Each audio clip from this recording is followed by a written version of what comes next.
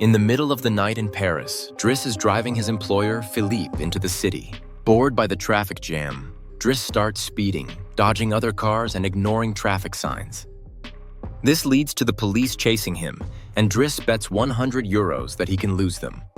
However, as they drive over a bridge, the police set a trap on both sides and catch them. Despite this, Driss doesn't seem too worried and jokes about offering them an ambulance ride. The police make him get out of the car, and he angrily explains that Philippe can't move and he was taking him to the hospital. The police find a wheelchair in the van and approach Philippe, realizing it's all an act. Due to the emergency, the police forgive the speeding and escort them to the hospital, acting as a cheer squad. Celebrating his win, Driss plays September by Earth, Wind, and Fire, and as soon as the police leave, he smokes with Philippe. Driss promises to handle everything and leaves before the hospital staff can find them. This friendship began a few months earlier.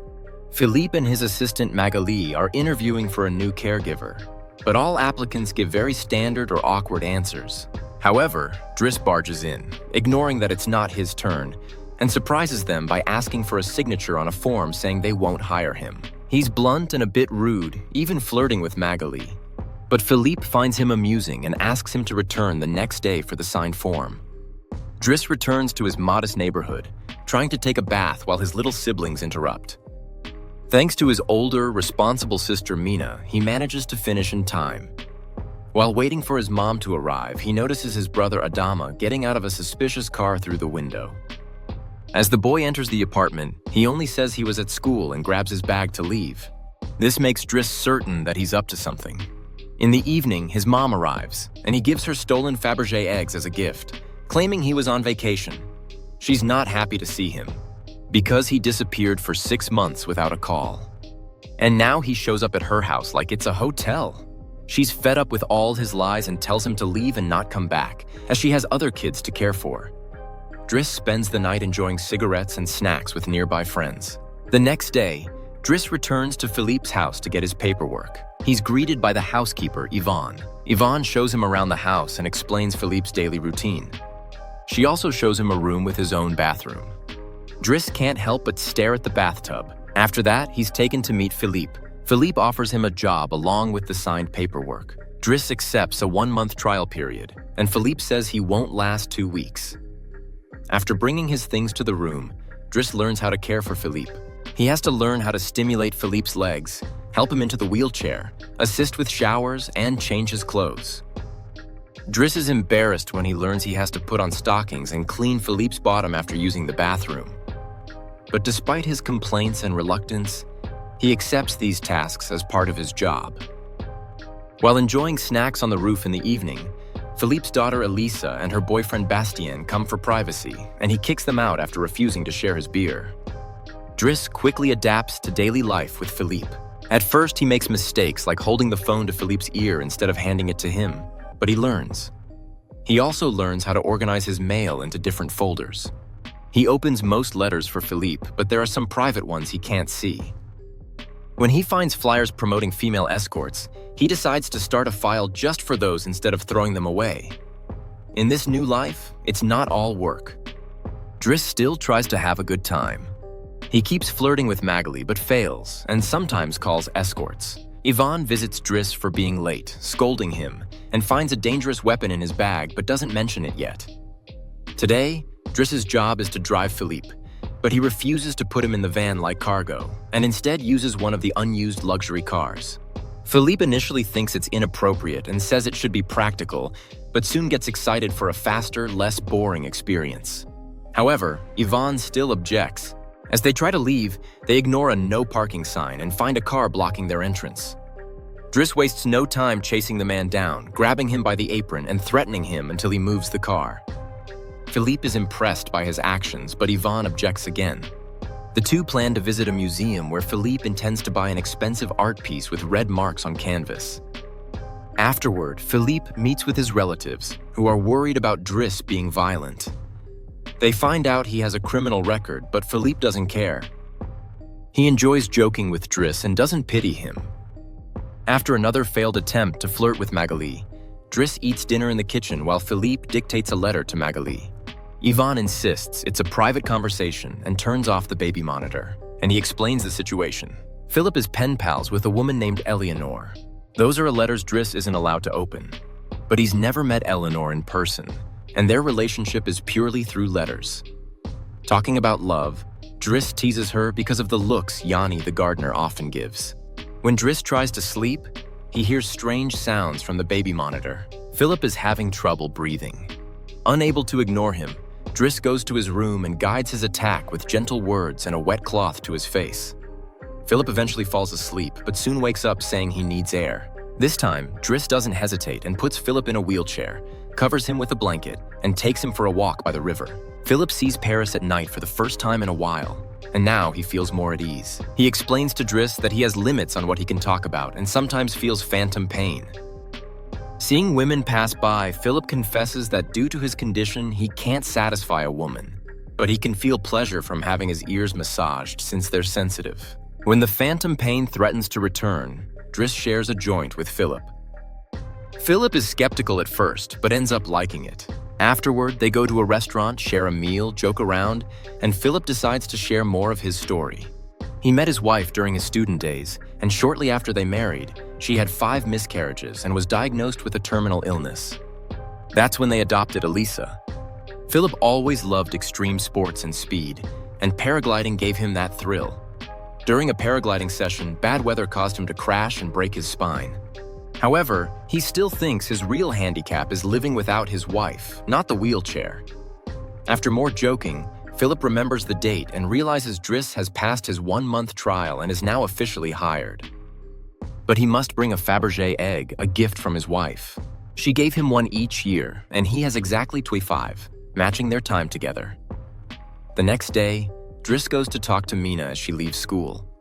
She's a bit upset that he didn't reply to her messages and only asked for the egg, and she talks about the police calling her house. After that, he visits Adama, who confesses he was caught with 30 Gm in his pocket. Driss tries to take him for lunch, but Adama refuses and gets into the same shady car as before. Later, Driss attends while Magali transcribes Philippe's letters to Eleanor. He finds the purple prose boring and thinks Philippe should be more direct, surprised they haven't exchanged photos in 6 months. When he finds her phone number in one of the letters, he takes it as a sign and calls, making Philippe talk to her in a written Mario style. Their conversation goes so well that Philippe now keeps in touch with her by phone, even right before Driss and he go to see an opera.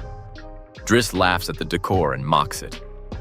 The next day, Driss convinces Philippe to agree to exchange photos with Eleanor and chooses one of him sitting in his wheelchair. Afterward, while he's painting, Elisa barges into his room asking for a cigarette and mocks him for trying to be an artist. Angry, he chases her out and goes to find Philippe. Philippe requests to change the photo chosen by his current wife to one from before he was quadriplegic. She hides the photo in the escort file when Driss bursts in, complaining about Elisa and telling Philippe he should lean on her. Philippe agrees to talk to her, but is surprised to learn Driss is painting. As days pass, the friendship between Philippe and Driss continues to deepen. Driss takes Philippe to play in the snow and runs with him. Philippe buys him his first suit, and Driss listens to his daughter through the baby monitor. When Driss finishes his first painting, he shows it to Magali. He tries to kiss her, but she slaps him. However, Philippe likes the painting and promises to try selling it. The two enjoy each other's company, getting a faster car, sharing a joint, and sometimes hiring escorts together. When Philippe's birthday comes, he's not very excited about it. Every year, he throws a party and is surprised by the celebration, having to meet relatives who only visit to check if he's still alive. Philippe says it's all boring. While he and the guests enjoy indoor classical music, Driss goes to find Elisa. She expected to die after taking some pills, but didn't. She's upset because Bastien broke up with her, calling her a rough girl. She asks Driss to talk to the boy, and Driss accepts for a price. Meanwhile, Philippe shows Driss's painting to his relatives and persuades them to buy it for 11,000 euros.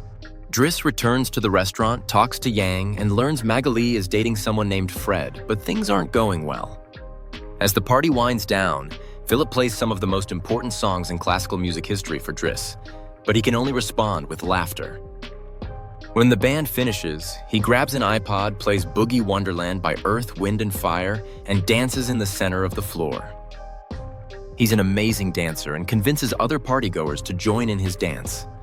This is a scene that Felipe enjoys watching. Later, when putting Philippe to bed, Driss opens Eleanor's recent letter. She sent her photo and she's quite pretty. And she says to meet next week when she visits Paris. On the date day, Yvonne and Driss try dozens of outfits to find the perfect one for Philippe. Since Yvonne will take Philippe on the date, Driss uses his day off to visit Bastien, threatening him to apologize to Elisa and bring her croissants daily. He also asks him to fix his hair. After that, he visits his mother's workplace but only watches her from afar. At the restaurant, Yvonne and Philippe wait for the very late Eleanor. After waiting an hour, Philippe gives up and calls Driss to pick him up. Then he leaves the restaurant, unaware that Eleanor arrives. That same night, Philippe takes Driss on his private plane and gives him money from selling the photos, making him extremely happy. They arrive in the countryside the next morning, and Philippe decides to go paragliding, dragging Driss along. Driss doesn't want to do anything at first, too scared, but eventually enjoys the experience.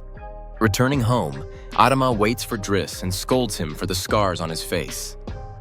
Nevertheless, Adama doesn't tell Driss what's happening in his life. So Driss calls Mina to not worry and has Adama wait in his room while he puts Philippe to bed. But Philippe doesn't want to sleep yet. After showing Driss his paintings, he asks about his family. Driss doesn't want to talk at first, but eventually gives in. It's revealed that Adama isn't his brother, nor are his parents his real parents. They couldn't have children, so they brought him from Senegal, and his real name is Bakari Bassari.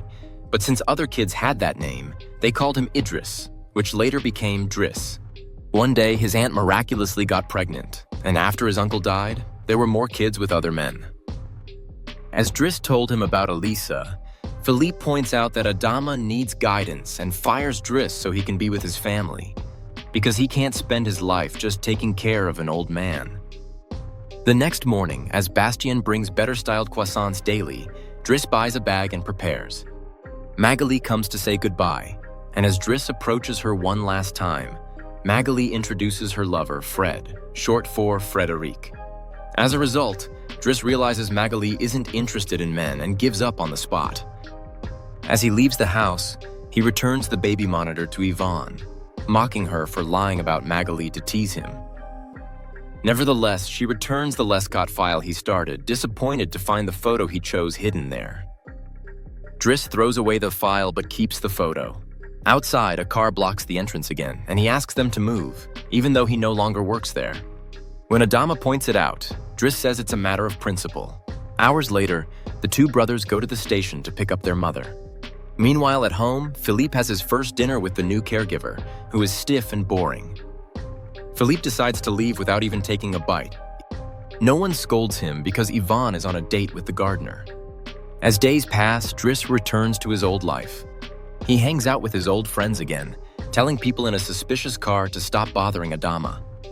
At a job interview, lacking experience, he introduces himself as practical and uses all the art knowledge he gained working for Philippe to convince the employer. Thus, he gets a job as a driver. Philippe still dislikes the new caregiver and is always in a bad mood. One night, he refuses to ask anyone in the house for help with phantom pain, so Yvonne calls Driss to bring him. Thus, they find themselves in the same situation as before, and after being chased by the police, they are escorted to the hospital.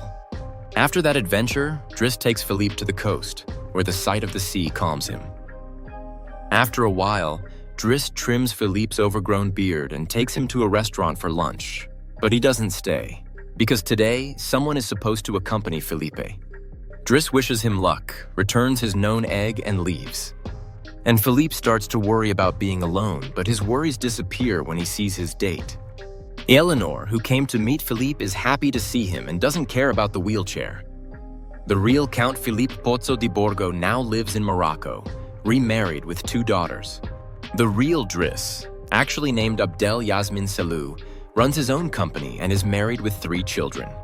The 2 men remain very close friends to this day. To watch more videos like this, be sure to subscribe and turn on notifications. Thank you for watching.